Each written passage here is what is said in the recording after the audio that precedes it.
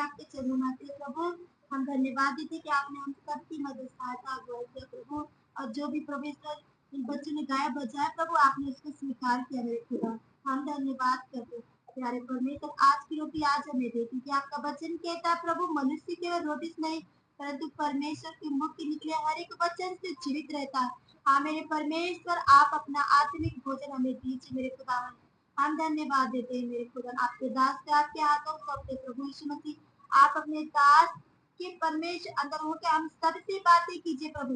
बोलने वाले आपके दास नहीं परंतु आपकी पवित्र आत्मा मेरे खुदा।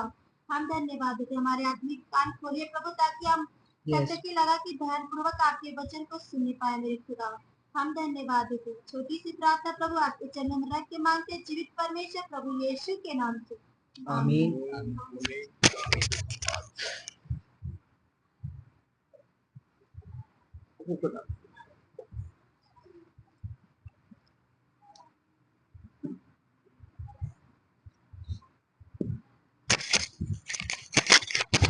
भाई हम लोग सब वचन बोलेंगे, अपनी अपनी बाइबल खोलेंगे। जितने में लाइव में भाई बहन जुड़े हैं, आप भी ध्यान से वचन को सुनेंगे। और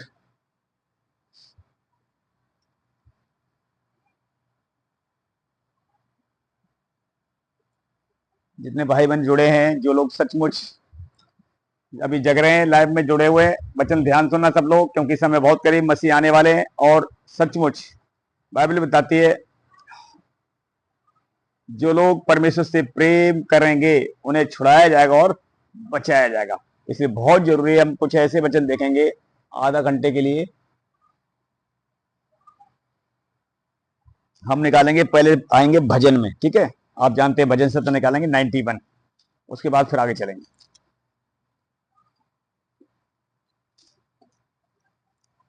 भजन सत्र 91 उसका 14 से पढ़ें।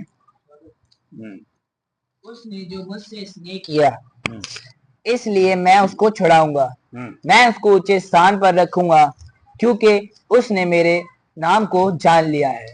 जब वह मुझको पुकारे तब मैं उसकी सुनूंगा। संकट में मैं उसके संग रहूंगा। मैं उसको बचाकर उसकी महिमा को बढ़ाऊंगा। मैं उसे दीर्घायु से दृप्त करूंगा और अपने किए हुए उद्धार का मार्ग और दर्शन दिखाऊंगा। बस मार्गदर्शन दिखाऊंगा। ये देखिए क्या कह रहे हैं, दाऊद के द्वारा ये वचन हम सुन रहे हैं। उसकी आत्मा ने, परमेश्वर की आत्मा ने दाऊद से बातचीत करी, आज हमसे बातचीत कर रहे हैं। उसने जो मुझसे इसने किया इसलिए मैं छुड़ाऊंगा। उसने मुझसे जो इसने किया इसलिए मैं उसे छुड़ाऊंगा। देखिए सबसे पहले हम लोग जानते हैं, सबसे पहले परमेश्वर ने हमसे प्रेम किया। हमें प्रेम करना तो आता ही नहीं था। आज जैसे लोग फंसे, उन्हें बुलाओ तो भी मसीह में आते। वो साफ कहते हैं मैं अपने बाप को छोड़ने वाला, पर उन्हें ये नहीं पता मेरा बाप जो है वो कहां ले जा रहा है, नरक। लेकिन ये जो बाप है स्वर्ग ले जा रहा है। लेकिन आप ध्यान दीजिए, वो लोग बिल्कुल नहीं आना चाहते हैं, क्योंकि आंखें बंद है। पर हमारी आंखें कुरबुन खोल दी हैं। क्यों खोली? बाइबल बताती है। अब ये वचन खोले रहे, यहीं पर आएंगे जल्दी से। हम आते रोमियो, इस वचन में यहीं आएंगे, वापस ही आएंगे। रोमियो निकालेंगे 5 और 6, 5 का 6 आज से पढ़ेंगे। क्योंकि जब हम निर्बल ही थे तो मसीह ठीक समय पर भक्तिहीनों के लिए मरा। किसी धर्मी जन के लिए कोई मरे यह तो दुर्लभ है, परंतु हो सकता है किसी भले मनुष्य के लिए कोई मरने का भी साहस करे। परंतु परमेश्वर हम पर अपने प्रेम की भलाई इस रीति से प्रकट करता है कि जब हम पापी ही थे तभी मसीह हमारे लिए मरा। अतः जबकि हम अब उसके लहू के कारण धर्मी ठहरे, तो उसके द्वारा परमेश्वर के क्रोध से क्यों ना बचेंगे। बस अब देखिए ये वचन हमें क्या बता रहा है। क्योंकि जब हम निर्बली थे तो मसीह ठीक समय पर भक्तहीनों के लिए मरा। किसी धर्मी जन के लिए कोई मरे ये तो दुर्लभ है, परंतु ये हो सकता है कि भले मनुष्य के लिए कोई मरने का साहस करे। परंतु परमेश्वर ने हम पर कब भलाई किया? मुझे याद है अच्छी तरीके से, हमारे सारे मकान बिक गए, एक मकान बचा था, तब प्रभु मिला। मैं तो मरने वाला था। और बहुत से लोग जानते हैं जो लाइव में जुड़े हैं, कुछ लोग हमें जानने वाले भी लाइव जुड़े होंगे, कुछ लोग नहीं जुड़े हैं जो नहीं जानते। मेरे प्रिय जितने लाइव में आप भाई बहन जुड़े हैं, मैं अपनी गवाही बता रहा हूँ। क्योंकि दिल्ली में आज से 20 साल पहले 2003 में मेरे पास 4 मकान थे, और ऐसी बीमारी आई, पाप में फंसे हुए थे और मैं मरने वाला था। और मकान सारे बिक गए, एक मकान बचा हुआ था, और उसमें भी अगर प्रभु 1 महीने और नहीं मिलता तो सबसे पहले मैं घर में मरता। ये हाल था हमारा। लेकिन वो दिन का आज के दिन है, यहाँ क्या लिखा हुआ है, जब हम पापी थे, कमजोर थे, निर्बल थे, उसी समय प्रभु हमारे लिए मरा। और उसने, यीशु मसीह, देखिए पिता ने क्या किया, भलाई प्रकट किया। स्वर्ग के परमेश्वर ने मूसा से कहा था, जिस पर मेरी मर्जी दया करूं, जिस पर मैं कृपा करूं। तो उस समय हम लोग ओझा सूखा ढूंढ रहे थे, भगतों को ला रहे थे घर में बुला के, कोई ठीक कर पा रहा नहीं था। जैसे नीलम के घर में इनको प्रभु मिला, इनकी मम्मी बहुत पता है इनको, आप है कि नहीं। तो उसी से हम लोग दिल्ली में थे, एक मकान बचा था, और हम रात को सो नहीं पाते थे, दुष्ट आत्मा तंग करती थी, और बीमारियां, सब बच्चे परेशान थे, और हम मरने वाले थे, पाप में फंसे थे, और हम बिल्कुल मरने वाले थे, हड्डियां सूख रही थी, 20 किलो वजन घट गया था। फिर जैसे ही प्रभु मिला, भलाई प्रकट हुआ। बाइबल बताती है, सचमुच लिखा हुआ, परमेश्वर ने क्या किया, भलाई प्रकट किया। हमारे परिवार, हमारे जीवन में यीशु मसीह भेजा, और कलाम कहता है उसने विश्वास भी दिलाया। वो हमारे जीवन में आता भी है, और विश्वास भी वही दिलाता है, और प्रार्थना करना भी वही सिखाता है। सब कुछ उसने हमारे जीवन में किया। 6 महीने में हमारा परिवार चंगा हुआ, हम बच गए। क्यों बच गए? अगापे प्रेम उसने किया। जैसे एक बालक जब पैदा होता है और वो अपने मां से प्रेम करना जानता, मां प्रेम करती है उसको, मां पालती है। कैसे मां बच्चे को पालती है, वो तो मां ही जानती है। तो अब देखिए, ये प्रेम मां के अंदर परमेश्वर ने डाला। अब बच्चा जब बड़ा होता है तो धीरे धीरे वो प्रेम सीखता है। ऐसे ही जब प्रभु ने हमें बचाया, सबसे पहले उसने प्रेम किया, लेकिन अब हमारी बारी है। लिखा हुआ उसने प्रेम किया, उसके लहू से हम जब धर्मी ठहरे, तो आने वाले क्रोध से क्यों नहीं बचाए? क्रोध आ रहा है, संसार में क्रोध आ रहा है, हम बचाए जाएंगे। इसलिए शैतान को उथल पुथल हो रही है, वो परेशान है। क्यों परेशान है? किसी भी तरीके से इन्हें लड़ाई झगड़े करवा के, इन्हें और पाप करवा के, या कैसे भी खुदा से इन्हें दूर कर दें। पता मरेगा कब बंदा? ध्यान सुनना सब लोग, इतने लाइव में जोड़े भाई मैंने। बंदा जब तक वो नहीं मर सकता, जब तक मसीह न छोड़े। गलतियां मनुष्य करेगा, लेकिन क्या लिखा हुआ, उसके लहू से हम धर्मी ठहराए गए। परमेश्वर मारेगा, पीटेगा, हमारी ताड़ना करेगा, और सुधार कर लाइन पर जरूर लाएगा। जिसने पुत्र बनाया वो कोड़े भी लगाएगा। इसीलिए हमारे जीवन में तरह तरह की दिक्कत आती है, जब हम प्रभु की तरफ ध्यान नहीं देते हैं, उससे हम प्रेम नहीं करते हैं, उससे लिपटते नहीं, उसको हम समय नहीं देते हैं। दिक्कतें इस बात की आती हैं। इसलिए बाइबल बताती है, लिखा हुआ है व्यवस्था में, कई जगह लिखा हुआ है, उससे लिपटे रहो। जब उससे लिपटे रहेंगे तो उससे हमें मसा मिलता रहेगा, उस मसा के द्वारा हमारा जीवन सुधरेगा। क्योंकि बाइबल बताती है, उसका राज्य बातों में नहीं, किसमें? सामर्थ्य में। जब सामर्थ्य में मिलती, मसा मिलता है, तब हमारी बुराइयां और पाप फिर हमें वो मसा और सामर्थ्य करने देता नहीं है। जुए सारे शैतान के टूट जाते हैं, फिर शैतान आपके दिमाग को डिस्टर्ब कर पाता नहीं है। लेकिन सवाल अब ये है कि क्या उससे लिपटे? वो ये भी नहीं चाहता शैतान कि तुम ज्यादा प्रार्थना पढ़ो। जैसे ही लोग ज्यादा प्रार्थना जगह जगह बढ़ते हैं, बहनों के फोन आते हैं, भैया जैसे मैंने प्रार्थना बढ़ाई और मुझे तकलीफें होने लगी। बहुत जगह से फोन आते हैं, फिर कह रहे हैं मैं आगे बढ़ नहीं पा रहा, उतनी ही प्रार्थना कर रहे हैं। अब क्या लिखा हुआ भजन संहिता वही 91 में जहां थे, अभी क्या कह रहा कलाम 91 की 14 क्या लिखा हुआ है, उसने जो मुझसे इसने किया है इसलिए मैं उसे छुड़ाऊंगा। आज मैं अंकुर जी के वचन देख रहे थे। इस समय पता है वो कहां अंकुर जी? इस समय अंकुर जी थाईलैंड में। वहां एक छोटा थाईलैंड एक देश है, जहां मात्र सिर्फ 7,000 की आबादी, सिर्फ 7,000 लोग रह रहे हैं, और वहां आबादी बहुत कम है, और जो जो चीज उनके पास है, टापू, एक टापू उसमें रह रहे हैं, चारों तरफ पानी। थाईलैंड में रुके हुए हैं। अभी क्या कर रहे हैं? वो वहां का आनंद ले रहे हैं।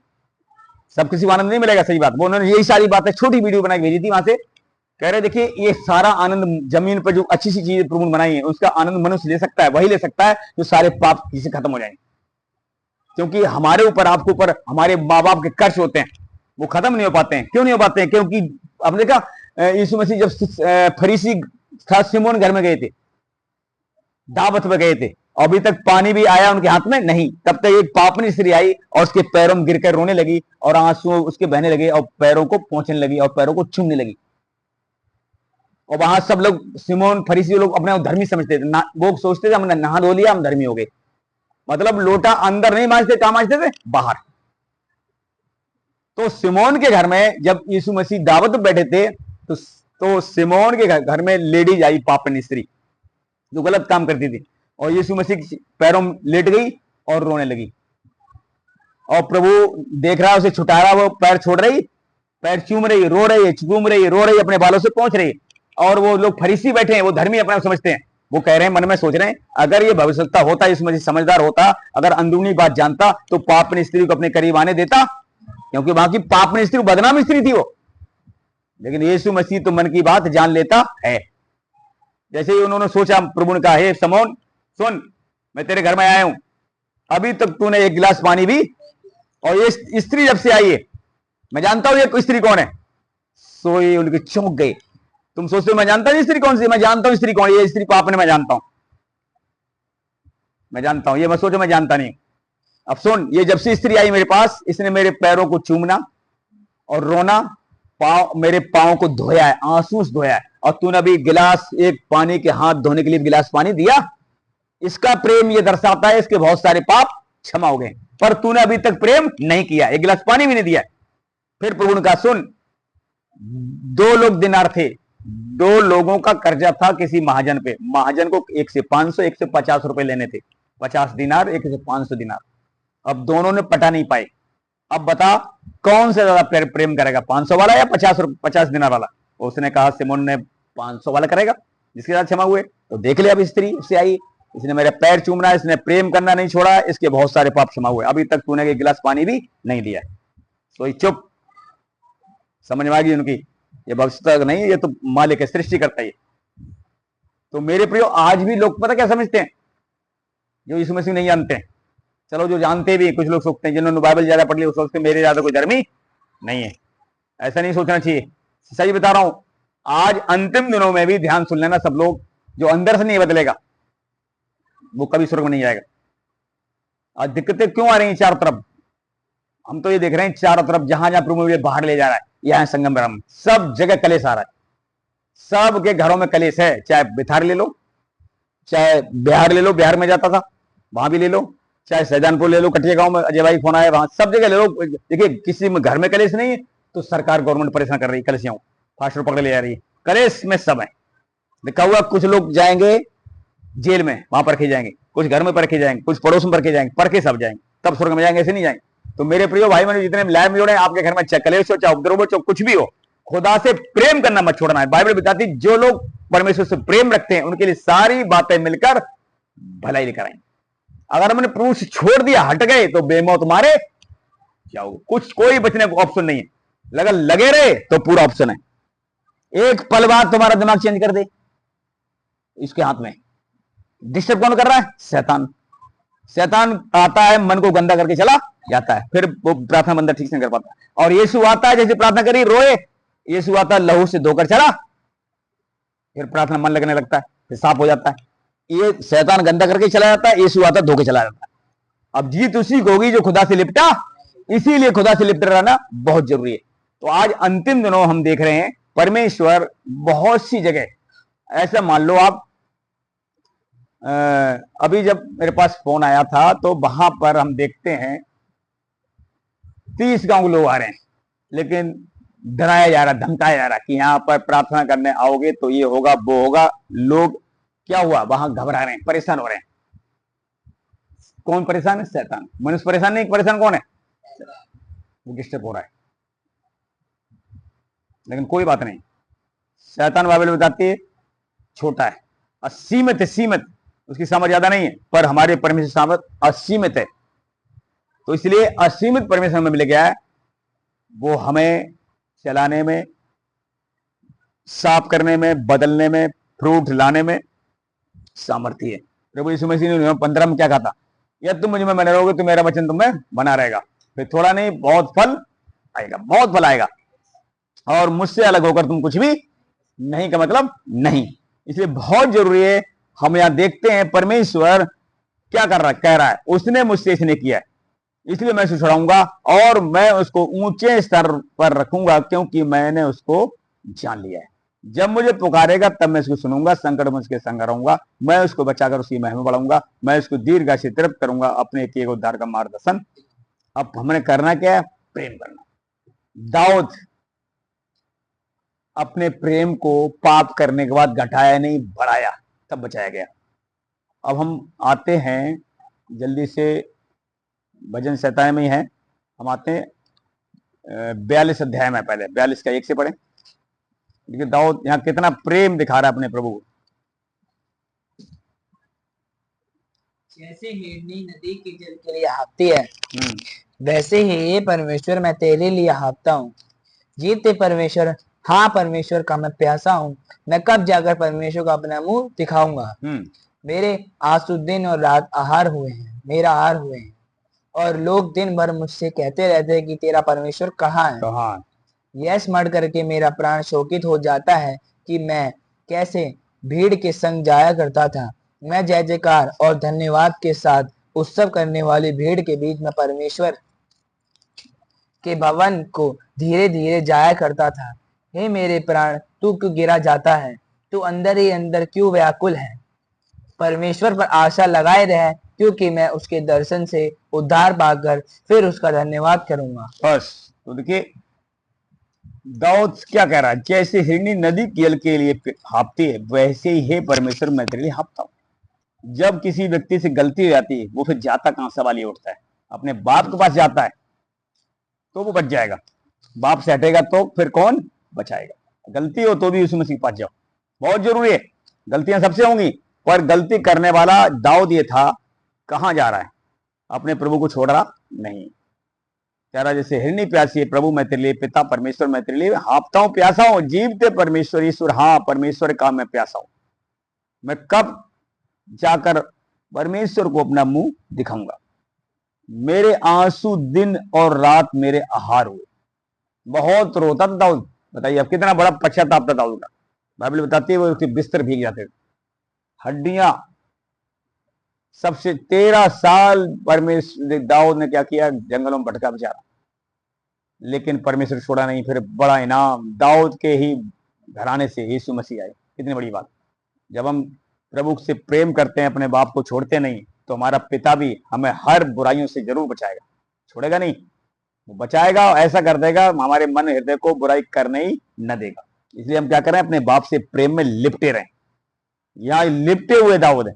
अब वही भजन आए 63 में, ये वचन भी आपने देखा है, भजन 63 से 1 से पढ़े। देखिए दाऊद यहाँ क्या कह रहे हैं, कितना प्रेम अपने परमेश्वर को दिखा रहे हैं।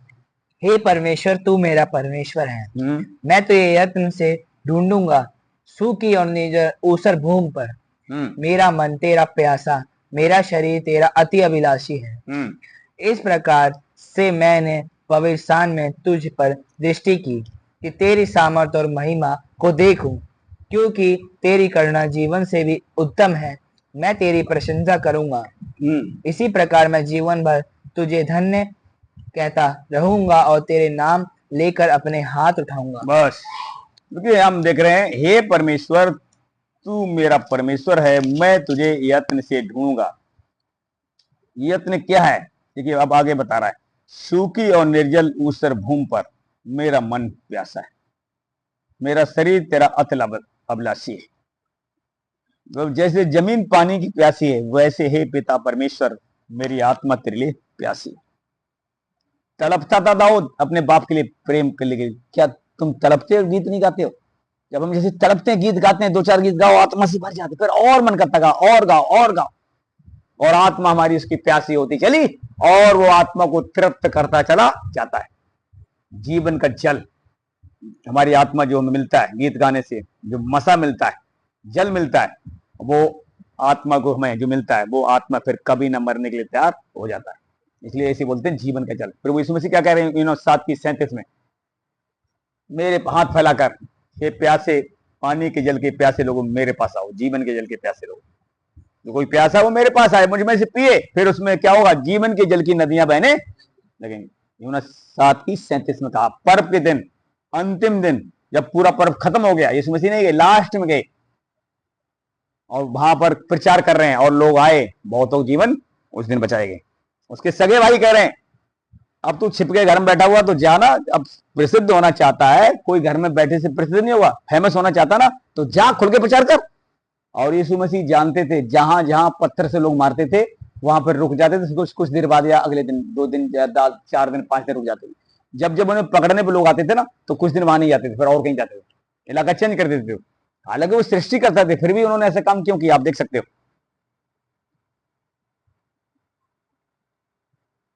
तो आज भी वही हो रहा है, अब समय वही चल रहा है। यूपी में जगह जगह क्या हो रहा है, ये शुरुआत हो चुकी है। तो मेरे प्रिय बहुत जरूरी है, अगर हम प्रभु को यत्न से ढूंढते हैं, इससे बढ़िया कोई बात नहीं। गीत गाएं, उसके लिए प्यास बने।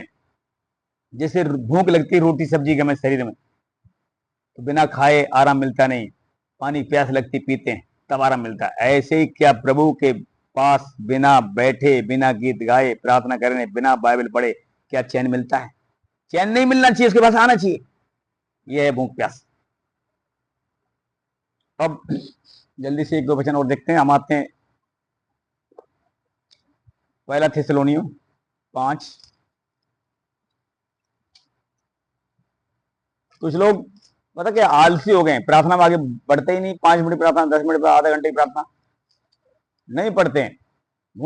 उनकी भूख प्यास, अगर आपकी भूख प्यास अभी खत्म हो जाए ना, भूख प्यास लगे तो कहाँ जाओगे? सीधे डॉक्टर के पास। डॉक्टर साहब मुझे भूख नहीं लग रही है, पता नहीं क्या हो गया, रोटी सब्जी अच्छी नहीं लग रही, खाते हैं तो उल्टी हो जाती है, बहुत सारी बातें जो समस्या है अभी डॉक्टर जाके बताते हैं। और वो डॉक्टर क्या करता है, फिर दवाई लिखता है, भूख प्यास खुल जाती है तो कहाँ आप भूख लग रही है। तो यही चीज भूख क्यों नहीं लग रही है? प्रार्थना करो, प्रभु मेरी मन नहीं लगता प्रार्थना के लिए, प्रभु से प्रार्थना करो।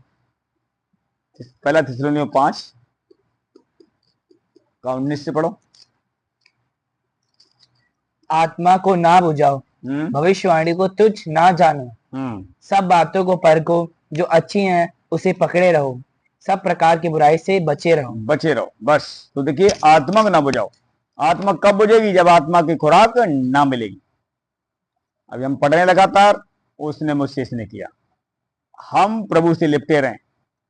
बहुत जरूरी है। हमारी भूख प्यास जब ही बढ़ेगी जब प्रभु के पास जाएंगे, प्रभु के पास बैठेंगे नहीं, भूख प्यास हमारी कैसे बढ़ाएगा? लगन वही हमारी बढ़ाएगा। बढ़ती घटती किसकी ओर से? यहोवा की ओर से, लिखा हुआ है। वही एक को बढ़ाता है, दूसरे को हटाता है। अब घटेगा कौन? जो प्रभु के पास जाएगा नहीं। बढ़ेगा कौन? जो नित्य दिन प्रभु के पास जाएगा। सुबह उठते ही क्या लगाता था? ध्यान। रात को उसकी याद करता है। इसहाक की भी सुबह उठता था, चला जाता बियाबान जंगल में, ध्यान करता था सुबह उठ के जाके। तो आज लोग ध्यान नहीं करते हैं, प्रभु के साथ बैठना नहीं चाहते हैं, टाइम नहीं है, सुस्ती आ रही है, आलस आ रही है, अपने कामों से लोगों को फुर्सत नहीं है, प्रभु के लिए टाइम ही नहीं है। बताइए आप, फिर कैसे होगा? क्योंकि प्रभु ने कहा था जो शरीर से जन्म है वो शरीर है। आपने कहा ये शरीर से जो जन्म होता है, मांस लहू से मांस लहू पैदा होता है। इसलिए प्रभु ने क्या कहा? जो प्रभु को नहीं जानते, जिनका उद्धार नहीं हुआ है, मरे हुए को मुर्दे गाड़ने दे। जिनका नया जन्म नहीं हुआ है वो प्रभु के निगाह में क्या है? डेड, मरे हुए। जिनका आत्मा का नया जन्म हो गया, प्रभु ने क्या कहा उससे? निकोदेमुस से क्या कहा? जब तक कोई नए सिरे से जन्म ना ले तब तक प्रभु के राज्य में प्रवेश नहीं कर सकता। नहीं मतलब नहीं, 2-3 बार लगे प्रभु ने कहा। मैं तुझसे सच सच कहता हूं, जब तक कोई जल आत्मा से न जन्मे प्रभु के राज्य में प्रवेश नहीं कर सकता है। तब निकोदेमुस ने क्या कहा? ये कैसे हो सकता है? अगर कोई व्यक्ति बूढ़ा हो गया है तो क्या दोबारा जन्म कैसे लेगा? मां की कोख में जाएगा? कैसे जाएगा? उसको ये बातें समझ में नहीं आ रही। बूढ़ा हो गया, फिर भी जब हम प्रभु यीशु मसीह विश्वास करते हैं, उसका आत्मा आता, हमारी आत्मा का नया जन्म देता है। फिर वो आत्मा हर दिन बढ़ता है, ऐसे बोलते हैं नया जन्म। तो इसलिए बहुत जरूरी है, जिसका नया जन्म हो जाएगा वही यीशु मसीह को प्रभु बोलेगा। बाकी जिसका जन्म हुआ ही नहीं वो यीशु मसीह प्रभु बोल सकता नहीं। इसलिए प्रभु ने कहा था जब तक नए सिरे से कोई जन्म ना ले। और फिर प्रभु ने आगे ये भी कहा, देखियो समझाया, जो शरीर से जन्मा वो शरीर है, और आत्मा से जन्मा वो व्यक्ति वो है हवा के समान। जैसे हवा कहां से आदि किधर जाती लोग जानते, ऐसे ही आत्मिक व्यक्ति को शरीर वाले लोग, जो आत्मा से जन्म नहीं हुआ है, संसार वाले लोग आत्मिक व्यक्ति को पहचान पाएंगे नहीं, पर आत्मिक व्यक्ति उन्हें पहचान लेगा। क्यों? हमें कौन सा मन आया? मसीह का मन दिया गया, इसीलिए उसमें पढ़ना है। मसीह का मन क्या करता है? औरों को जांच लेगा, पर और लोग मसीह को जांच पाएंगे नहीं। ये होता है। इसलिए हमें क्या करना है? प्रभु में बढ़ना है, प्रभु से लिपटे रहना है, बहुत जरूरी है। लेकिन इस बात को समझेंगे कौन? जिनकी भूख प्यास बढ़ेगी।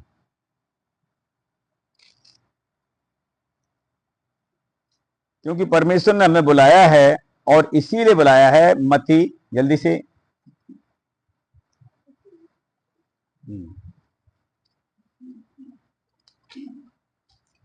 मत्ती 22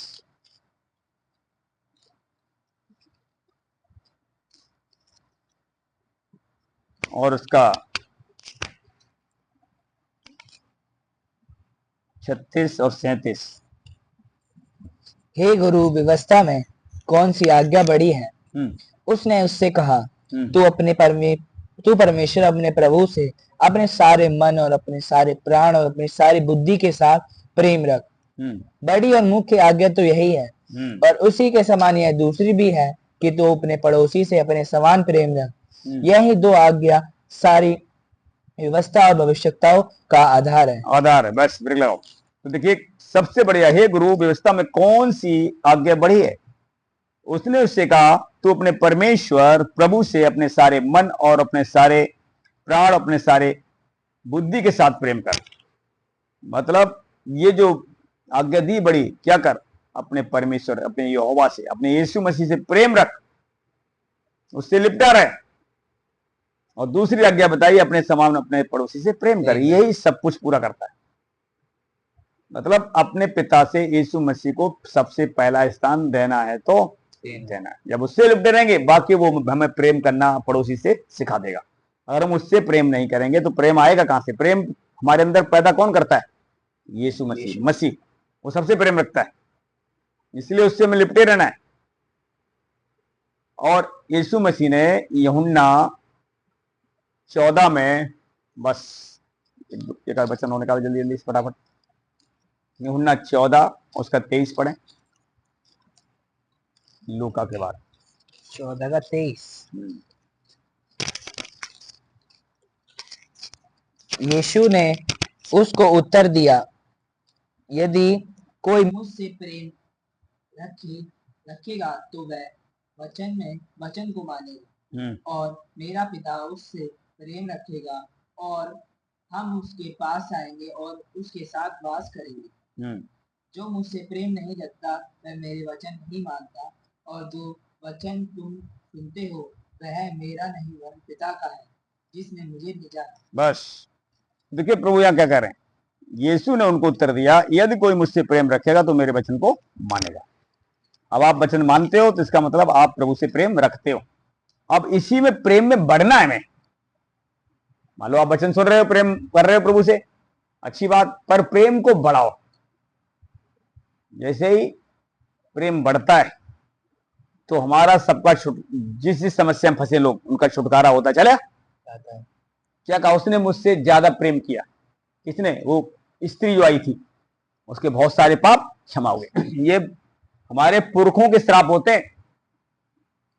कहां कहां से लोग फंसे थे हमारे बाप दादा पापों में, वो पाप में मर गए।